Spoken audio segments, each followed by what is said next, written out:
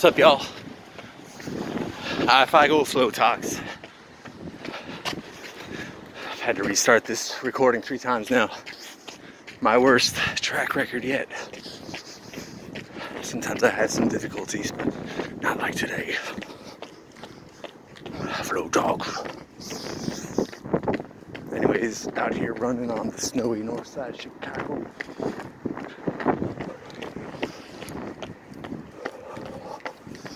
Got about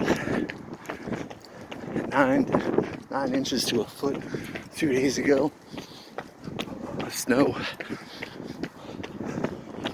and it's just sort of settling in. Everyone's getting used to it. Everyone's getting their spots dug out. Everyone's playing dibs with their public street parking. I don't care. Whatever.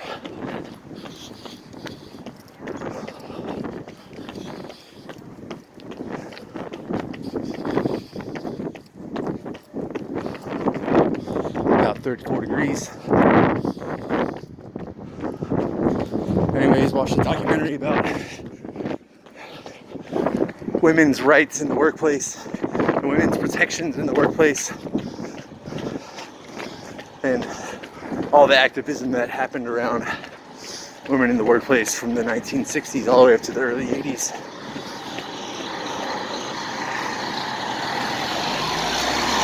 And how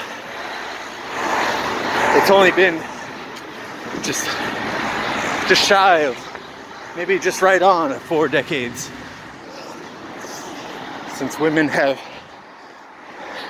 gained, another level of protection in the workplace.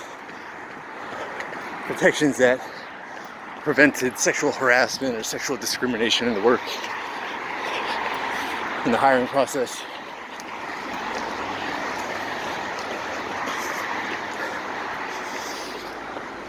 Documentary had lots of footage of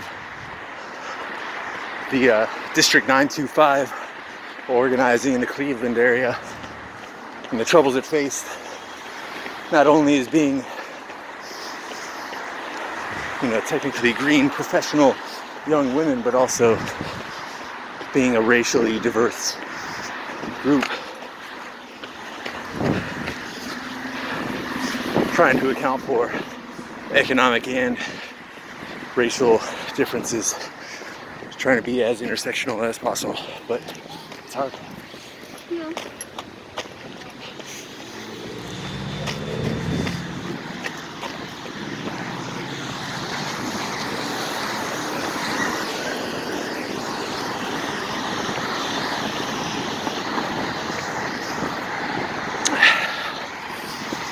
And it's hard not to look at the footage from the early 80s and before then of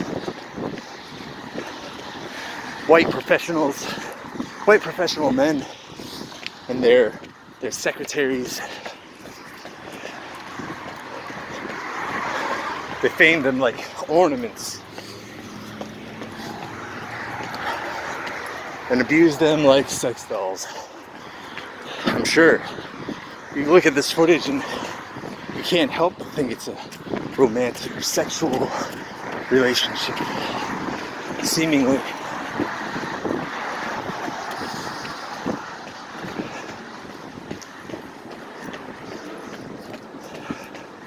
Reports of women being abused, or having quid pro quo sexual harassment deals or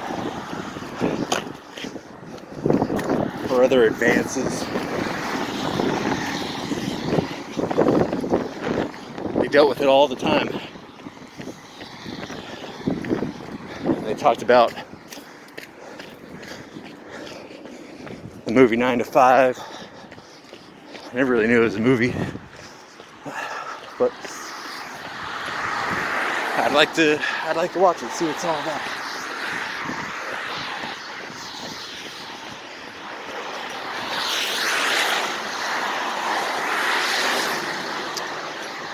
Anyways, I think it's great the progress that women have made in the workplace, but also obviously there's a lot of work to be done with some misogyny and male supremacy and white male supremacy and all different types of hierarchies that are controlled by, you know, monetary, fiscal, governmental, non-governmental organizations and institutions.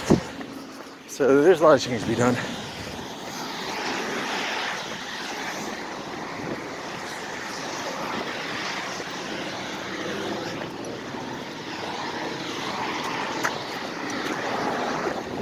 It just makes me think of, you know, experiences in my own life, I guess I should say, in many different ways, in my family history and also in my present day life.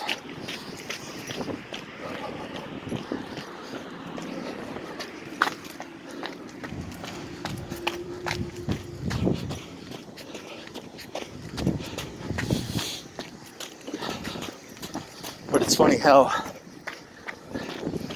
we play the roles that our family assigns us, and how we find it, how at least I find it incredibly difficult to manage my own expectations and my family's expectations and what I expect my family to expect of me, and the multiple layers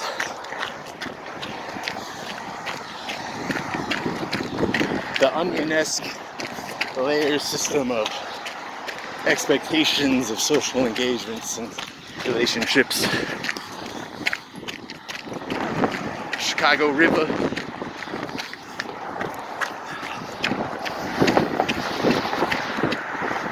Anyways, I had quite a profound experience while meditating the other day, in which I felt as if I were feeling the trauma of, or maybe not the trauma exposed to, but the trauma incurred of my family, and the sort of depths and shadow of it. It was a very strange experience.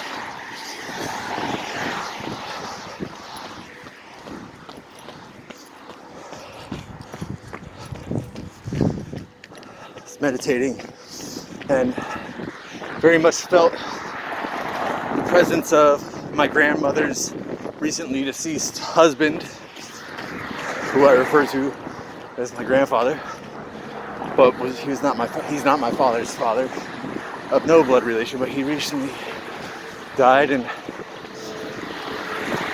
was thinking about him and the possible pain he's carried, and but also how he might have helped people who are related to me by blood heal as well and help them with their pain. But that just continued me on a line of meditative thought that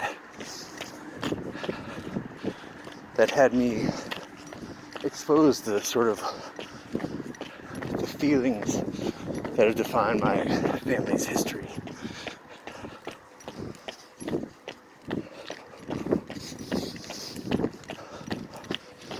And I felt as if I was sitting with these, you know, familial forces, with a traumatic event on the table to be addressed.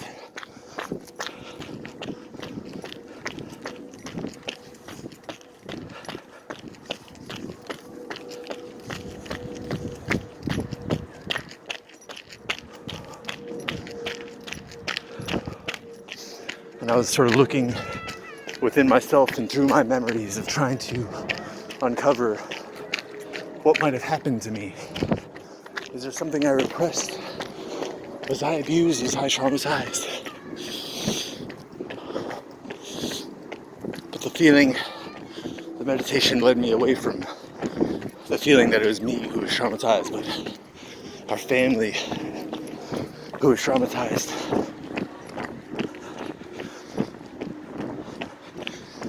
And I feel as if I felt the pain that some of my family members lived through at one point in their lives,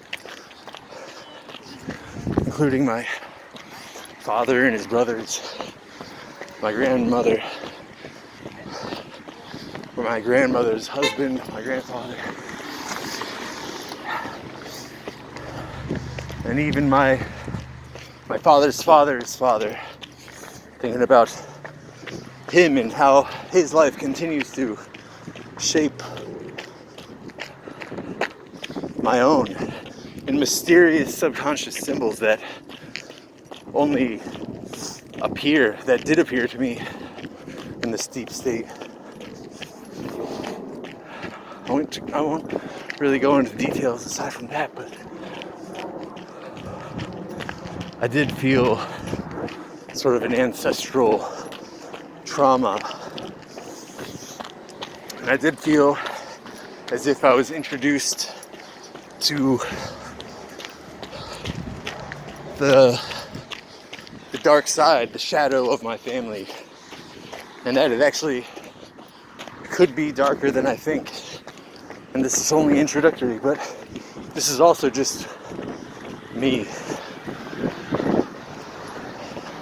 This information is coming from nowhere. It's only coming from within inside me, but it's an accretion of the symbols that have defined me through my life. Finally exposing themselves. The Midwest, the water, my family, Korean War veterans, stoicism, emotional conservatism. But this darker side might, I don't know. But I was afraid of it. But I felt reassured that I had to just live with it and accept it and bear its truth. Yet, the truth still remains unknown.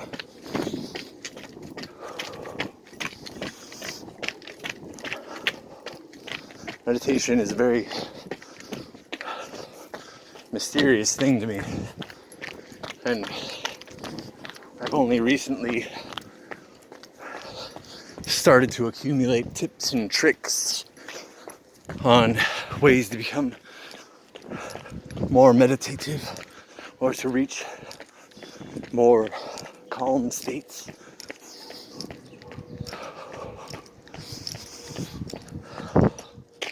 So I'm not practicing any specific practitioner of meditation. It's just tips and tricks that I picked up from people like Alan Watts, Sam Harris, Jason Louv,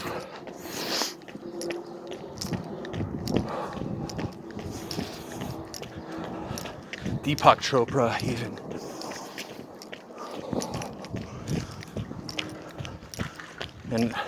And just people I know. The information is out there. Just don't discount it. Just sort of flag it. When you hear something interesting, be like, wait, what are they talking about? Just flag it. Take note of it. Try to remember it. And it'll come back to you when you need it. When you're ready to grow into it.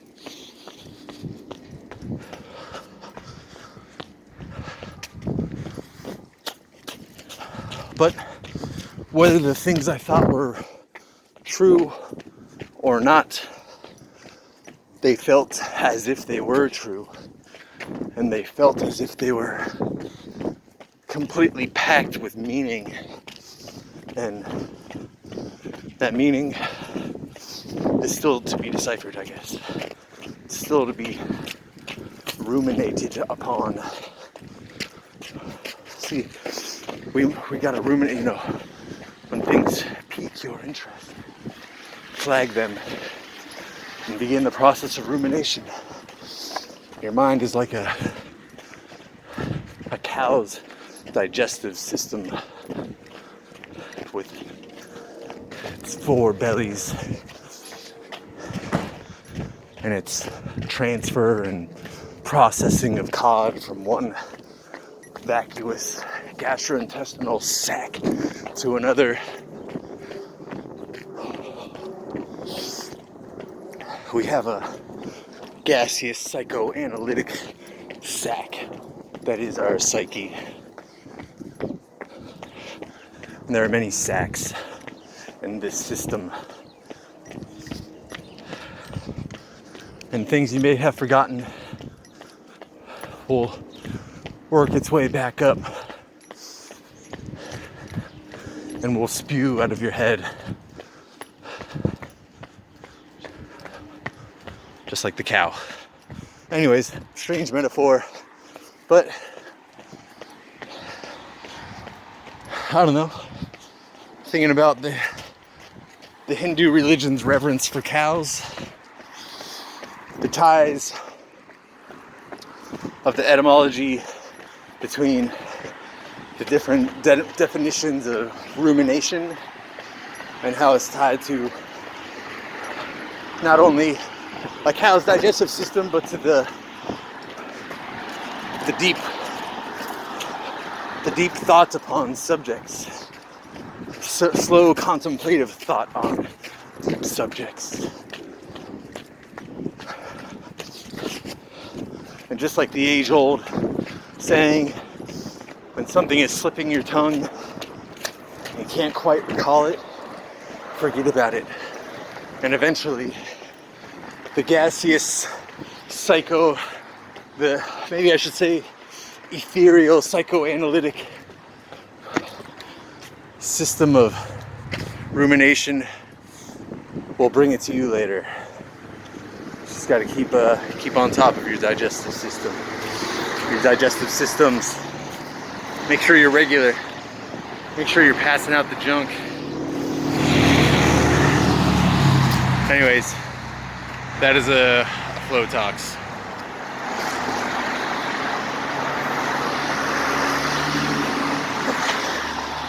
Peace out. See you guys later. Hopefully the snow melts soon. Peace and love from the Great Lakes.